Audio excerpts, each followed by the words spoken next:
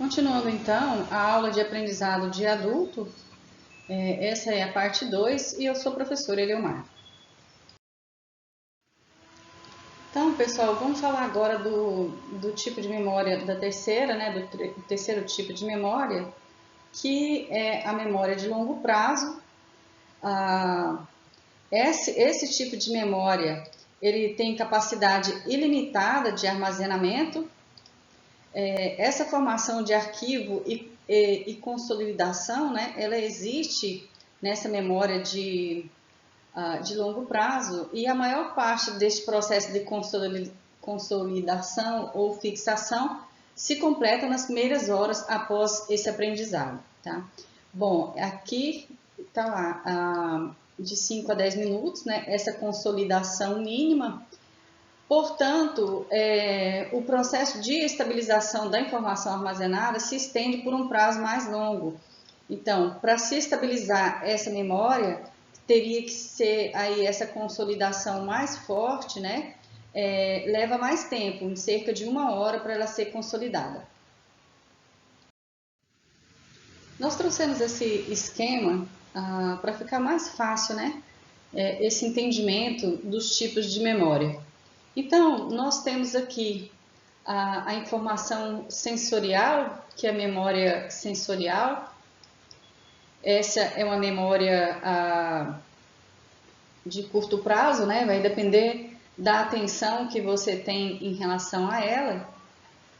Então, você tem aí o olfato, a audição, o paladar, o tato, está relacionado com essa memória sensorial aí, tá? Bom, depois nós temos a memória de curto prazo ou memória de trabalho, que está relacionado com o som, com as imagens, com o conteúdo de longo prazo, que pode haver também. Às vezes, dependendo da situação, tem algumas memórias que vão para o longo prazo. Bom, a partir daqui existe a codificação desses dados, para ser armazenados. E também nessa memória existe a recuperação desses dados na memória de curto prazo. Bom, dentro disso, nós temos uma memória denominada memória implícita. Nessas duas memórias, na memória sensorial, entendimento disso é que a informação que não é dada atenção, ela é perdida. Então, e aqui, na memória de curto prazo, a informação que não é repetida também é perdida. Então, a atenção que se dá a essa informação e a repetição tem importância nesse armazenamento dessa mensagem, dessa memória que você está tendo, tá? Bom, continuando então, falando aqui da memória implícita. O que seria essa memória implícita, A informação da memória implícita é armazenada diretamente na memória de longo prazo. Então, é isso que está mostrando aqui na figura. Como que ela é armazenada? Ela é armazenada aqui a longo prazo, tá? Esse armazenamento, ele pode não ser processado, ele vai direto, tá? Porque aqui, há esse processamento dessa organização. Na memória implícita, não, isso não ocorre. Ele é armazenado direto na memória de longo prazo. Isso que ele está querendo dizer com isso, tá? E na memória implícita, o aprendizado ocorre de modo apenas parcialmente consciente. Então, estando relacionado a eventos e fatos ou situações, que nem sempre são reconhecidas como situações de aprendizado. Então, vamos dar um exemplo dessa memória implícita para ficar bem fácil da gente entender. Uma vez que uma pessoa tenha aprendido a datilografar, para que ela consiga datilografar novamente, ela não tem que aprender de novo, entendeu? Então, é isso, é uma memória que fica implícito, ela fica guardada, você não tem que aprender de novo. A mesma coisa é com andar de bicicleta. Você aprendeu a andar de bicicleta uma vez, essa memória é uma memória implícita, tá? Então, você não precisa aprender novamente para poder andar de bicicleta. Essa memória fica gravada, ela fica implícita ali, tá?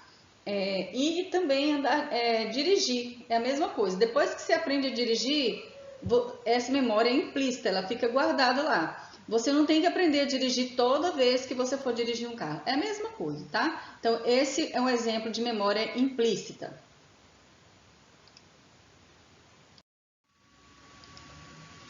Na memória, vamos falar então da memória de longo prazo? Na memória de longo prazo, pode haver perda de informação com o passar do tempo. Então, com o envelhecimento da nossa mente, essas informações podem ser perdidas, tá? Bom, essa memória de longo prazo, ela tem de três tipos. O primeiro, nós vamos trazer é a semântica. A semântica, ela está relacionada com o armazenamento de informações sobre palavras. O que elas parecem e representam e como elas são usadas, como é a organização dessas palavras. Por exemplo, se eu disser para você dicionário, você não vai ter que pegar para descobrir o que significa. Automaticamente você já sabe o que significa dicionário. Também em relação a todas as palavras, está relacionado com o significado das palavras. Por exemplo, frigorífico. Se eu falar frigorífico para você, você não tem que ir lá buscar o significado dessa palavra, você já automaticamente já sabe, tá? Então, vamos para a próxima memória, o tipo de memória, que é a memória episódica. Essa memória está relacionada a eventos autobiográficos, por exemplo, eventos que ocorreram no tempo, lugar, emoções, está associado como aconteceu, quem, com o que, quando, né? Por exemplo, uma festa de aniversário onde você conheceu alguém que você gostava muito, ou a sua festa de casamento, são esses eventos relacionados com o tempo, tá? Ela pode ser explicitamente declarada ou conjurada. É a coleção de experiências pessoais passadas que ocorrem em um determinado momento e local. Por exemplo, se um indivíduo se lembra da festa do seu 6º aniversário, esta é uma memória episódica. Então, isso ficou bem claro em relação a essa memória. Vamos então para a memória procedural, que está relacionada ao conhecimento de habilidades que pressupõe um conteúdo detalhado de conhecimento que nem sempre é consciente. Então, por exemplo, o fato de você... Aqui está relacionado, essa memória está relacionada ao aprendizado, entendeu? Ao aprendizado, por exemplo, de andar de bicicleta. É um aprendizado semiconsciente, tá? Você aprende quase que inconsciente, nem sempre ele é consciente, esse aprendizado. O aprendizado de dirigir também é um aprendizado que não é consciente, você não fica com a mente ali o tempo inteiro, não, agora eu vou passar, agora eu vou virar, agora, entendeu? Então, essa memória, ela está relacionada com o aprendizado, tá? Ela não está relacionada com o armazenamento, ela está relacionada com o tipo de aprendizado, tá?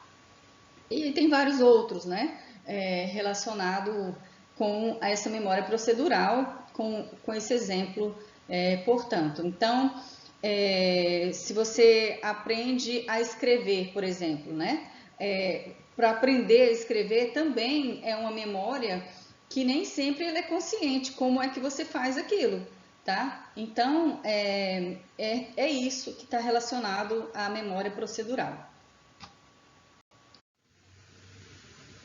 Então, continuando, completando sobre a memória procedural, ela é tida como uma aprendizagem de forma mais ou menos automatizada e que foge à consciência. Você não tem consciência daquele aprendizado, tá? Bom, as informações são registradas na memória de longo prazo mediante repetição ou através de sua carga afetiva. Agora nós vamos falar da parte afetiva desse processo de memorização, tá? Então, o que é afetivo é importante para você gravar, o que te toca emocionalmente, algo que você gostou, por exemplo, aqui, não sei, um perfume que você ganhou do namorado, um celular que você ganhou, uma música que você gosta, música que foi tocada no seu casamento, no seu aniversário. Esses detalhes afetivos, assim, eles ajudam na memória de longo prazo, tá? Então, olha só, de acordo com James McGowan e colaboradores, em um estudo realizado na Universidade da Califórnia, eles demonstraram a importância da amígdala na mediação de memórias emocionais, tanto em animais de laboratório, né, quanto em seres humanos. Então, olha só, o conteúdo emocional das memórias também afeta a maneira como elas são armazenadas. Isso que nós falamos no slide anterior, tá? Então, o conteúdo emocional das memórias também afeta a maneira como essa memória, como é realizado esse processamento desse evento. Por exemplo, as pessoas recordam especialmente bem eventos acompanhados de uma elevada emocionalidade. Essas emoções melhoram a memória declarativa. Que é essa memória declarativa? É aquela para fatos, ideias e eventos, através da ativação da amígdala, que seria um conjunto de núcleos nervosos situados nos lóbulos temporais, tá? Então, a importância do emocional, né? Para você gravar os fatos. Vias nervosas relacionadas ao controle do humor também podem interferir na formação da memória. Gente, lembrar não se assemelha a assistir uma fita de vídeo do passado. Além disso, o humor e a motivação também podem influenciar, né, com o que e o quanto nós lembramos. Este fenômeno é denominado de dependência de estado. Então, olha só, para você evocar essa memória, por sua vez, não é simplesmente a reativação de fragmentos distribuídos que constituem a representação da informação no sistema nervoso. Não é simplesmente ir lá e pegar e trazer. Não é isso, tá? Então, ele está dizendo que lembrar implica num processo ativo de reconstrução. O que é isso? Vou dar um exemplo aqui de um acidente traumático, né? Você sofreu um acidente de carro. Toda vez que alguém te pergunta sobre esse evento, você não simplesmente fala para ele aquilo que ocorreu, para que você consiga falar tudo aquilo relacionado a esse acidente de carro, você retorna e revive aquele acidente de carro. Então, volta à tona todas aquelas emoções que você teve, todo aquele sofrimento no dia do acidente. Por isso, gente, as pessoas adoecem que têm o estresse pós-traumático, né? Os traumas que ficam na mente da gente após um evento traumático. Então, pessoal, esse slide nós trouxemos para falar do aspecto emocional. E em relação ao aspecto do slide anterior, não é todo mundo que sofre um evento traumático que adoece, né? Que tem um estresse pós-traumático. Geralmente é multifatorial. Essa pessoa já vem adoecendo, já vem ocorrendo aspectos na vida dela ou eventos já há muito tempo que ao longo do tempo ela vai adoecendo e chega um momento que culmina com o adoecimento em si, tá? Bom, aqui, olha, nós trouxemos para trazer a importância do aspecto emocional para essa transferência dessa memória, tá? Os aspectos emocionais, tanto positivo quanto negativo, tá, gente? O negativo, ele também grava, no caso do evento, dos traumas, né? Só que aí você tem que tratar para que você não fique com aquilo que eles chamamos muitas vezes quando ocorre isso, você fica no looping, né? Você fica recordando aquele evento sem querer, né? Você não consegue sair, você fica revivendo aquilo, revivendo aquele episódio traumático, tá? Aí você tem que passar por um tratamento. Isso é importante que vocês saibam, porque nem sempre as pessoas sabem disso. Elas começam a adoecer e não entendem que estão adoecendo, tá? Então é isso. Em relação à emoção, ela ajuda nessa transferência dessa memória para o longo prazo, né? São memórias de curto prazo, mas que para ser transferida, essa gama emocional ajuda nessa memória. As memórias, porém, não são armazenadas de forma integral e mesmo estabelecidas e consolidadas, elas não são permanentes, o que quer dizer que nós esquecemos. Este é o fenômeno do esquecimento. Somos melhores na generalização e na abstração desse conhecimento do que na retenção de um registro literal desse evento. Esse esquecimento ele é fisiológico e ocorre continuamente. É esse enfraquecimento desse traço de memória do que foi aprendido. Então, de fato, esquecer é uma função essencial ao bom funcionamento da memória do nosso cérebro, né? É fisiológico e seria impossível e pouco prático evocar com riqueza de detalhes todas as informações que necessitamos num único dia, ou seja, tudo que nós vivenciamos, você acessar todas essas informações. O que pode levar ao esquecimento? Por que nós esquecemos, né? Por que existe falhas de memória? Então, alguns aspectos estão relacionados com problemas alimentares, desidratação, infecção, falta de exercício físico, uso inadequado de medicamentos, a vivência em ambientes estressantes, ansiedade, depressão e também o decréscimo de estímulos sensoriais, psicológicos e biológicos. Então, pessoal, 50% dos idosos se queixam de falha de memória. 5% deles, entre 65 a 80 anos de idade, vão ter demência, né? Terão esse adoecimento. E 1/5 acima de 80 anos também apresentarão demência. Eu achei essa foto bem interessante, que demonstra, né, o envelhecimento, o enfraquecimento das nossas memórias. Agora nós vamos tratar um pouquinho das doenças relacionadas com a memória. Primeiramente, estaremos tratando da amnésia. Estudos em pacientes amnésicos demonstraram que a memória é uma combinação complexa de vários subsistemas. Então, um exemplo relatado por Bradley, em um estudo de 2009, ele traz o caso de Clive, que ilustra bem essa questão, né? Clive foi um músico, um maestro de um dos maiores corais de Londres, que ficou incapacitado por uma amnésia causada por uma doença. E depois disso, ele não conseguia ler um livro ou seguir um programa de televisão. Porém, ele conseguia conduzir o seu coral quando o visitava da mesma forma como ele fazia antes de ficar doente, de ficar amnésico. Então, olha só, tais estudos observaram que indivíduos com amnésia decorrentes de traumas ou doenças apresentavam um desempenho mnemônico adequado em certas atividades, mas não em outras. A amnésia é uma perda de memória que pode ser tanto total, parcial, constante ou episódica. E pode ser classificada em anterógrada, ou seja, aquela onde o indivíduo se lembra perfeitamente das ocorrências a longo prazo, porém não se recorda das ocorrências recentes. Normalmente isso acontece com traumas cerebrais. E também nós temos a memória retrógrada, que ocorre quando o indivíduo se recorda somente de fatos ocorridos depois desse trauma, entendeu? Depois do trauma sofrido, esquecendo todos os fatos anteriores a ele. Um exemplo dessa amnésia, nós temos a doença de Alzheimer, que é uma condição neurodegenerativa, e o esquecimento ocorre em grau patológico e prejudica irreversivelmente a vida desse paciente.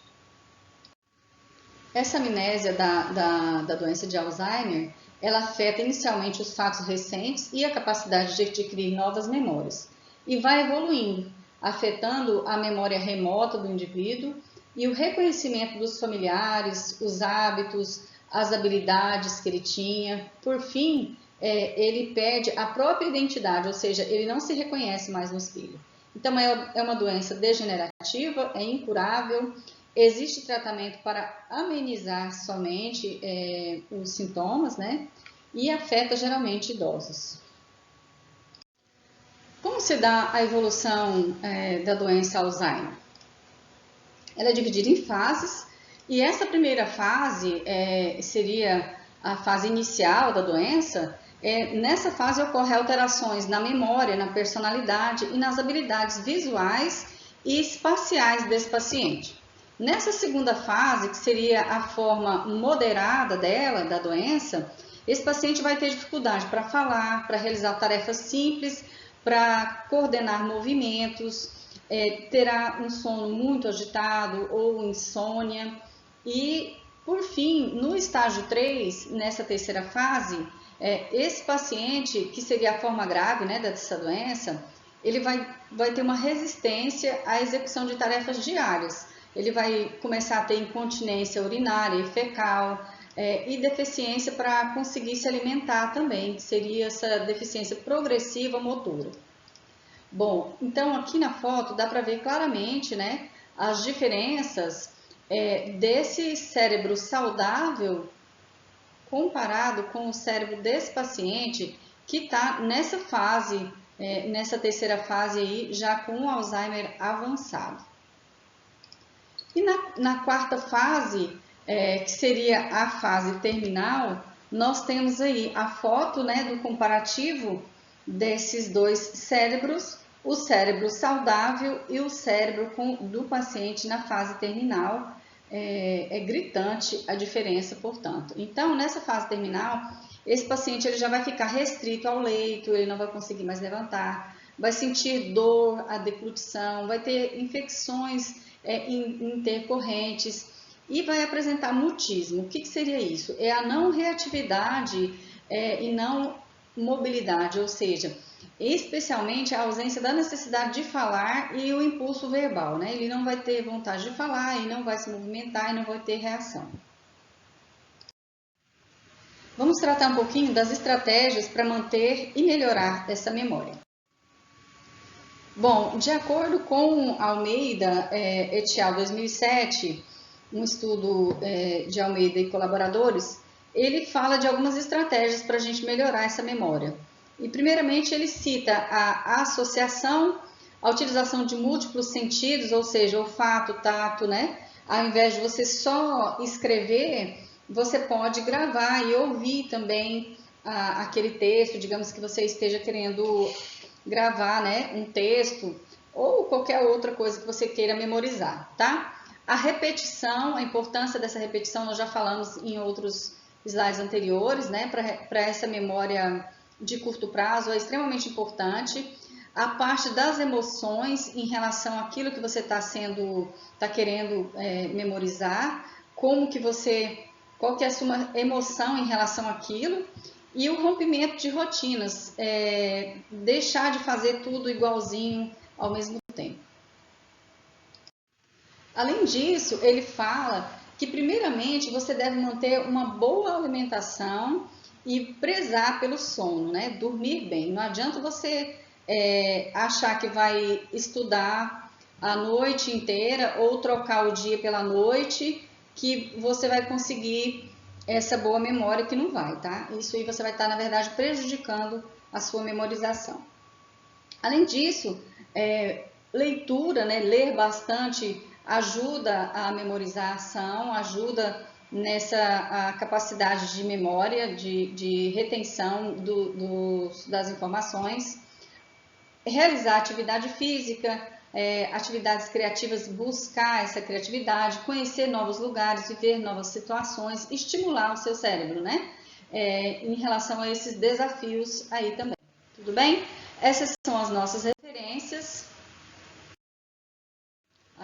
Obrigada a todos. Vamos lembrar de lavar as mãos, né? De passar o álcool, gel. Então, boa saúde a todos.